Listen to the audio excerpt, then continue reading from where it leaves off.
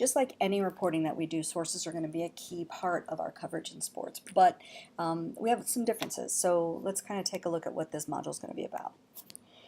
The one thing about sports is it's all about relationships, as it is with any reporting, but remember that there's now a whole other kind of population out here, which are the fans. And so you really need to separate yourself from being a fan of the team or the athlete or the sport itself, and devote yourself to the factual pursuit of information. And that's going to really help your sources have a lot more confidence in you.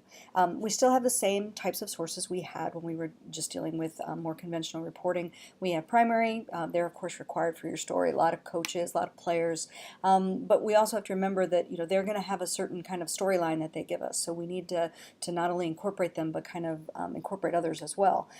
Really, a lot of statistical based information is going to come out now and be incorporated into your stories, and you're going to get that from material sources like record books, media guides. These are really going to be the Bible of your reporting, so that you can keep track of what's happening presently, what happened in the past, and how certain games and statistics fit into the whole scope of a sport. Behind the scenes sources are going to be huge. There's people who work with athletes, work with teams, work in facilities all the time. The massage therapists, the trainers, the people who are the ushers at the stadium, people who are there for every practice who you may not really think about. The secretaries with the coaches. All of these people have a lot of information.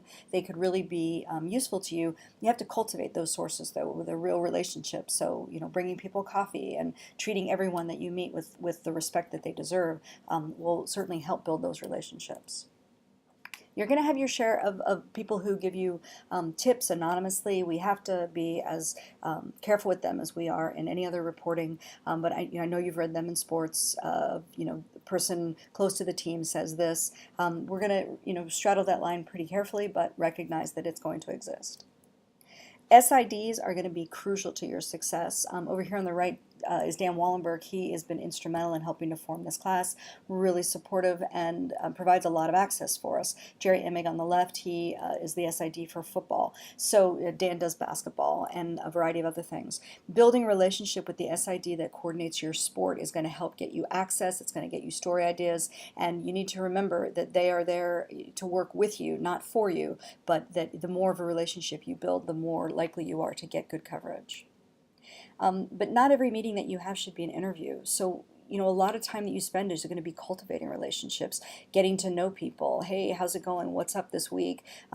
Just curious, how was your trip? All that kind of conversational part is going to build a relationship that's going to enable you to tap in to this source when you really do need them. I put a picture of Urban here. He's not likely to go for coffee with you, but some other coaches probably are. Managers, SIDs, to remember that they're people. They're not just there to do a job for you. And the more that you can really bring a personal relationship into your coverage, again, not crossing into fandom, the more likely you are to really be successful here. And it's all about building relationships. It's all about having, this feeling that you're kind of working together, you're in this together. And that's not to say you're not going to break some tough stories. When Aaron Portzline had to break that tough story about Jack Johnson's family embezzling money from him, that wasn't an easy conversation, but they had a relationship, and he had a relationship with the team. And that's really what you need to look at, that this relationship is for positive times and it's for more challenging times too.